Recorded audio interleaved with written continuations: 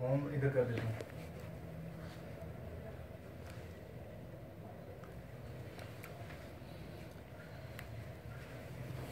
आज की इस वीडियो में मैं आप लोगों को जो बकाया कैलकुलेशन का हिस्सा है वो कंप्लीट करके दिखाऊंगा और उसमें एक उसका पार्ट भी हम सॉल्व करेंगे। आप देखेंगे कि किस तरह ये सारी इक्वेशन डेवलप करने से हमारे पास 3 मुख्तलिफ डिफरेंशियल इक्वेशन आ जाती हैं और हर एक डिफरेंशियल इक्वेशन का एक अलग अलग मतलब है। तो सबसे पहले मैं आपको रिमाइंड कराऊं कि उस दिन हमने जो डिफरेंशियल इक्वेशन हासिल की थी उसमें कुछ इस किस्म की थी, -capital phi d squared of capital phi over d phi squared equals m squared. और पिछली वाली वीडियो से आप देख सकते हैं कि इस इक्वेशन को हमने इक्वेशन अल्फा का नाम दिया था। ये जो इक्वेशन थी उसके राइट हैंड साइड को हमने इक्वेट किया था एम स्क्वायर्ड के। अब हम इक्वेशन के लेफ्ट हैंड साइड को भी इक्वेट करेंगे, जो कि कुछ इस किस्म की थी, साइन स्क्वायर थीटा और capital R d by d r r square d by d r और d r plus sine of theta और capital theta and d by d theta into sine of theta d of capital theta by d theta.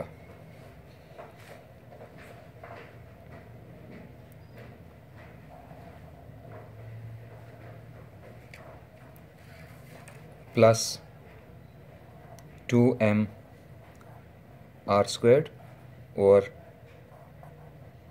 h cut squared e squared और 4 pi epsilon r plus e equals m squared. और इस वाली equation को हम equation beta का नाम दे देते हैं ताकि बाद में आने वाली कैलकुलेशन में हमें पता चले कि कौन सी इक्वेशन अल्फ़ा है, कौन सी इक्वेशन बीटा है। सबसे पहले हम इस इक्वेशन अल्फ़ा को सॉल्व करते हैं और देखते हैं कि इससे हमें कौन सी नई चीज़ों का पता चलता है। इक्वेशन को देखने से पता चल जाता है कि ये 1/कैपिटल फाई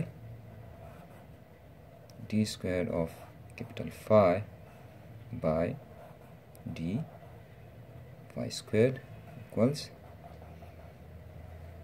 एम स्क्वायर।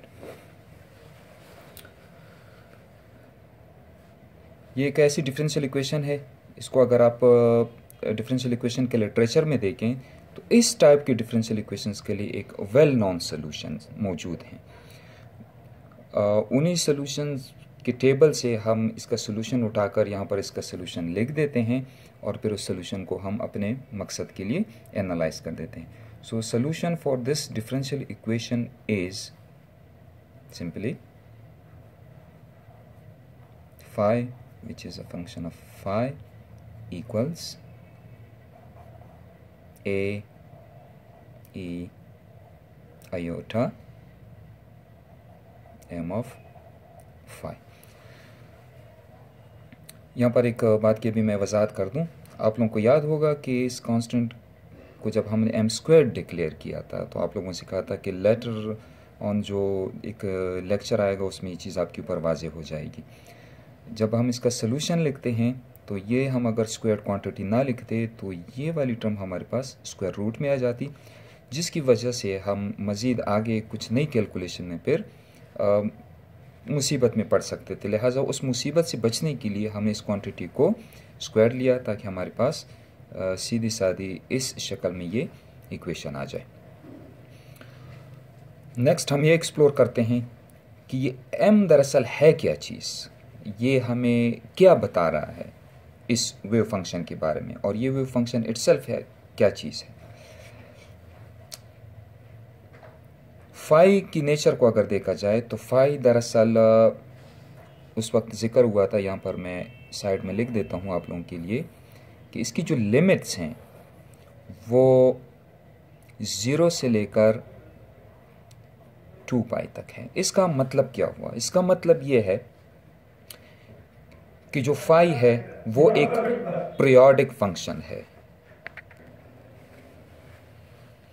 लिहाजा फाई हमारे पास एक पीरियोडिक वेरिएबल है, यानी ये हर 2 जहाँ से ये चला था 2 पाई के बाद ये उसी जगह पर वापस आ जाता है। लिहाजा हम इसमें डिस्टिंग्विश नहीं कर सकते कि ये जो वेरिएबल था ये जब 0 पे था और ये अब जब 2 पाई पे है, दोनों की पोजीशन एक ही है, पीरियोडिक है। This is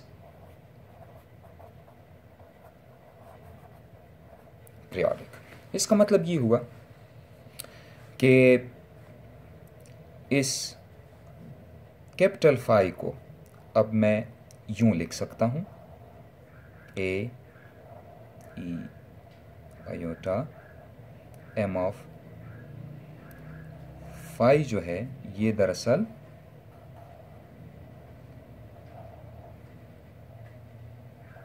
M of phi plus 2 pi के बराबर है। यानी 5 इसकी जो वैल्यू है 2 पाई की रोटेशन देने के बाद भी उसकी वही वैल्यू आएगी। इसमें और इसमें कोई फ़र्क नहीं है। अब ज़रा हम इसको मैथमेटिकली एक्सपेंड करते हैं और देखते हैं। इसको मैं यूँ लिख सकता हूँ, A e iota m of phi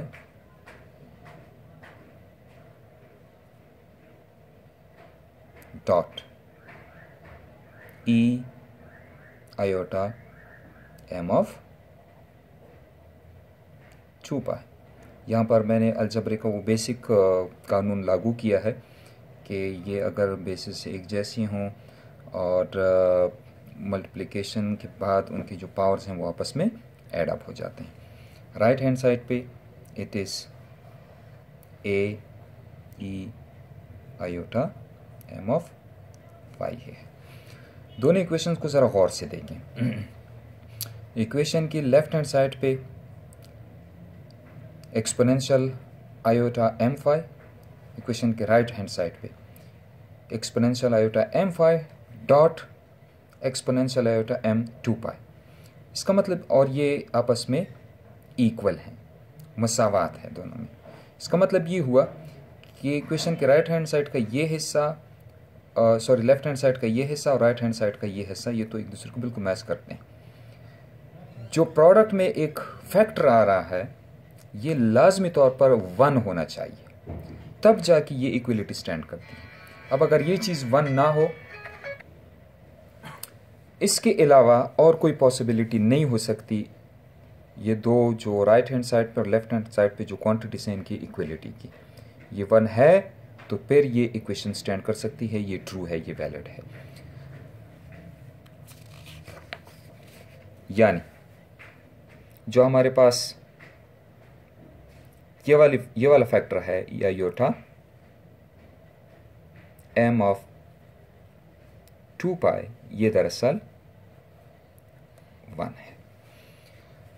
अब हम ज़रा ट्रिग्नोमेट्री से कुछ चीज़ों को रिकॉल करते हैं, जिसके मुताबिक हमारे पास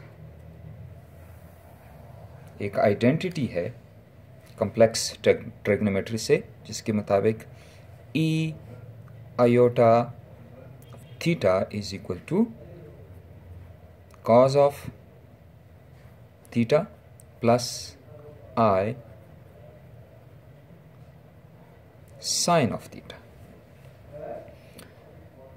जरा मैच करें दोनों इक्वेशंस को और से देखें, ये वाली जो टर्म है m ऑफ 2 पाई, यही दरअसल आपके पास थीटा है। लिहाजा इस इक्वेशन को हम इस एक्सटेंडेड फॉर्म में लिख सकते हैं। e iota m of 2 pi is actually equal to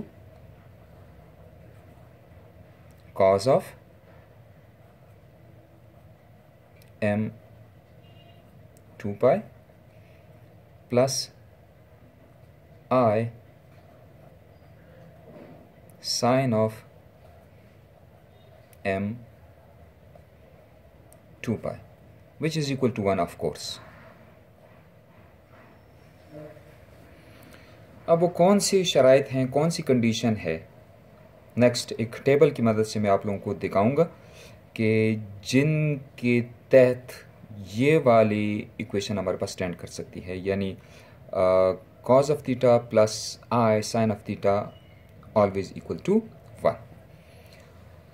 थोड़ा सा हम यहाँ से टेबल बना के चीज़ों को समझने की कोशिश करते हैं। आप लोगों को याद होगा कि sine of 0 is 0. Sine of pi is 0 again. Sine of 2 pi is 0. इस चीज़ को हम अगर एक्सटेंड करें, हम लिख सकते हैं कि sine of n pi is 0। अब ये चीज़ हम कॉज की आइडेंटिटीज़ के लिए चेक करते हैं कि cos of 0 is always equal to 1, cos of pi is 1, cos of 2 pi equals 1 and cos of n pi equals 1। आइए अब देखते हैं कि किन कंडीशन के तहत ये स्टेटमेंट हमारे पास हमेशा 1 आ सकती है। हम अगर m की वैल्यू अब 0 रखते हैं, cos of 0 2 pi plus I sin of 0 2 pi is equal to, अब आप देख सकते हैं कि ये वाली टर्म हमारे पास हो जाएगी sin of 0 which is 0 but cos of 0 is always 1। लिहाजा m की वैल्यू 0 के लिए आइडेंटिटी हमारे पास दुरुस्त साबित हो रही है, इट इज़ 1। यहाँ पर जब हमने m की वैल्यू को 0 लिया था, अब हम m की वैल्यू को 1 लेके देखते हैं कि हमारे पास ये आइडेंटिटी क्या आती है। हम देख सकते हैं cos ऑफ ये m 1 हो जाएगा तो ये आपके पास 2 पाई हो जाएगा प्लस I साइन ऑफ, इस तरह ये भी 2 पाई हो जाएगा इज इक्वल टू, अच्छा जी अब देखें sine of 2 pi, sine of 2 pi is 0, this term is 0, cos of 2 pi, यहाँ से आप देख सकते हैं कि कॉज ऑफ 2 पाई 1 है, लिहाजा पूरी स्टेटमेंट आपके पास 1 हो जाएगी। लिहाजा m की वैल्यू 1 के लिए भी ये आइडेंटिटी दुरुस्त साबित हो रही है। एक और वैल्यू के लिए भी हम देखते हैं, when m is equal to 2 तो ये आइडेंटिटी हमारे पास क्या हो जाएगी, ये हो जाएगा cos ऑफ m2 तो ये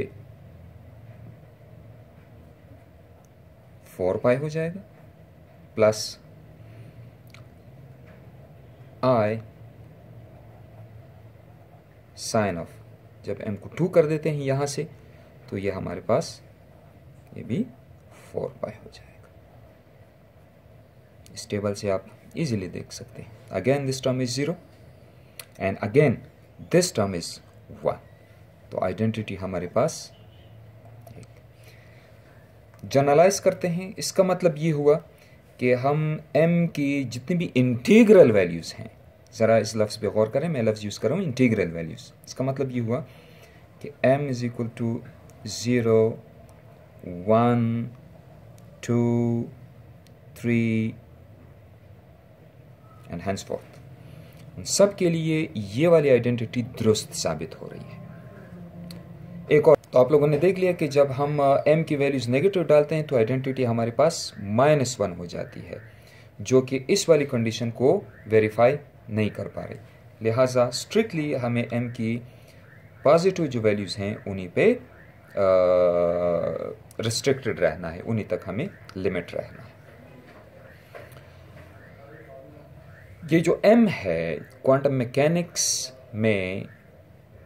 मैकेनिक्स के लिटरेचर में इसको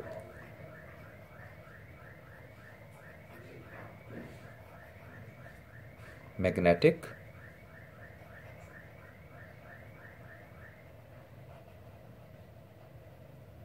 क्वांटम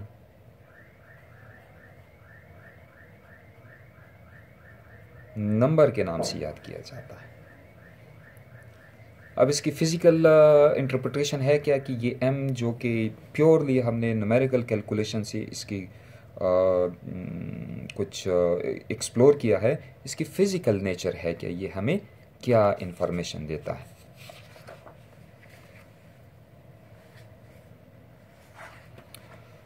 पिछले मेरी एक वीडियो है जिसमें हमने ये चीज़ साबित की थी कि जो एंगुलर मोमेंटम है किसी पार्टिकल का, फॉर एग्ज़ाम्पल इस सूरत में इलेक्ट्रॉन का angular momentum around the positive nucleus, वो दरअसल क्वांटाइज्ड है और उसको यूं लिखा जा सकता है, जबकि m की वैल्यूज़ मुख्तलिफ हो सकती हैं।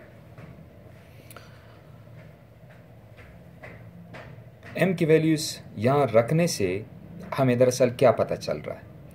m की वैल्यूज़ रखने से हमें दरअसल इस चीज़ का पता चल जाता है कि स्पेस में एंगुलर मोमेंटम की जो डायरेक्शन है वो कौन सी है।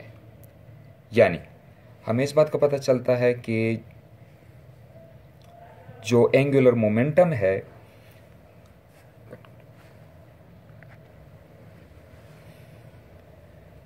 पिछली वीडियो में मैंने आप लोगों को ये बताया था कि इलेक्ट्रॉन का जो एंगुलर मोमेंटम है हाइड्रोजन एटम में वो दरअसल m h कट के बराबर है। और यहाँ से भी आपको पता चल गया कि m की वैल्यूज़ हमारे पास हो सकती हैं 0, 1, 2 एंड सो ऑन। इस m की फ़िज़िकल इंटरप्रिटेशन के लिए अभी आपके सामने मैं एक डायग्राम एक बनाता हूँ जिसकी मदद से ये समझना आसान हो जाएगा कि फ़िज़िकल ये दरअसल है क्या चीज़। हम अगर एल के लिए कोई एक आर्बिट्रेरी डायरेक्शन लें, जिस तरह की अमूमन क्वांटम मैकेनिक्स की बुक में होता है, इसको लॉन्ग वाई एक्सिस लेते हैं और कुछ बुक में ये एल जी के नाम से भी जाना जाता है। और अलॉन्ग एक्स एक्सिस हम दरअसल वो वाली डायरेक्शन लें कि जब m की वैल्यू 0 होती है। अब हम अगर इसमें m की वैल्यू 0 पट कर देते हैं तो इसका मतलब ये है कि इलेक्ट्रॉन का जो एंगुलर मोमेंटम है वो टोटली अलोंग दिस डायरेक्शन है और वो कुछ यूं इसमें ये उसकी डायरेक्शन ऑफ स्पिन है, वो इस डायरेक्शन में है। प्रॉपर यूनिट सब्सक्राइब असाइन करने से ये चीज़ कुछ और वाज़ेह हो जाएगी। When m is 0, at this point m is 0। जब m 1 हो जाएगा तो ये एंगुलर मोमेंटम h कट, ये h कट, और ये वो वाली वैल्यू है जहाँ पर m 0 है। When m is 2, this becomes 2h cut, यानी ये वो वैल्यू है जहाँ पर m की वैल्यू 2 है। m0 के लिए आपने देखा कि ये इस डायरेक्शन में है। जब हम m की वैल्यू 1 रख देते हैं तो यहाँ से हम अगर एक लाइन ड्रॉ करें, इसका मतलब ये हुआ कि इसकी एंगुलर मोमेंटम की डायरेक्शन यूं होगी, और इसको हम यूं रिप्रेजेंट कर सकते हैं। व्हेन m is 2, चीज़ यहाँ तक आ जाएगी, हम कह सकते हैं कि अब जो इसकी एंगुलर मोमेंटम की डायरेक्शन है वो कुछ यूं है, यहाँ पर है। इन सारी बातों का मतलब क्या हुआ? इन सारी बातों का एक एक्सप्लिसिट, एक विविड, एक क्लियर मतलब निकलता है। वो ये कि जब तक इलेक्ट्रॉन ट्रैप्ड है, यानी हाइड्रोजन एटम के अंदर है और वो ऑर्बिटिंग कर रहा है, तो वो अपनी मर्जी से स्पेस में जहाँ भी चाहे एंगुलर मोमेंटम नहीं रख सकता। यानी एटम के अंदर रहते हुए उसके लिए मखसूस कुछ ओरिएंटेशंस अलाउड हैं कि या तो वो इस ओरिएंटेशन में अपने एंगुलर मोमेंटम के वेक्टर को रख सकता है, या फिर यहाँ पर, या फिर अगर हम 3h कट करें तो वो कुछ यहाँ पर आ जाएगा। इन बिटवीन जो वैल्यूज़ हैं, फॉर एग्जांपल अब इसके दरमियान इलेक्ट्रॉन की मर्जी हुई, वो चाहता है कि मैं यहाँ पर कोई वैल्यू रखूँ, वो अलाउड नहीं है। यानी स्पेस में उसकी जो ओरिएंटेशन है वो पहले से मुकर्रर हैं कि या तो इस ओरिएंटेशन में एंगुलर मोमेंटम हो सकती है, या फिर इस ओरिएंटेशन में एंगुलर मोमेंटम हो सकती है, या फिर इस ओरिएंटेशन में एंगुलर मोमेंटम हो सकती है। अपनी मर्जी से वो अपनी ओरिएंटेशंस डिस्क्राइब या फिक्स नहीं कर सकता। क्वांटम मैकेनिक्स की ज़ुबान में इस फिनोमेना को स्पेस क्वांटाइजेशन कहते हैं।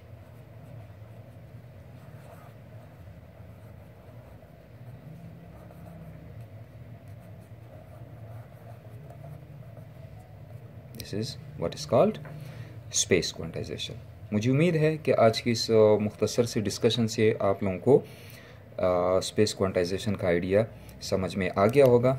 नेक्स्ट वीडियो में मैं आप लोगों को जो बाकी 2 इक्वेशन हैं उनको सॉल्व करके दिखाऊंगा और ये बताऊंगा कि उनकी फ़िज़िकल इंटरप्रिटेशन क्या बनती हैं।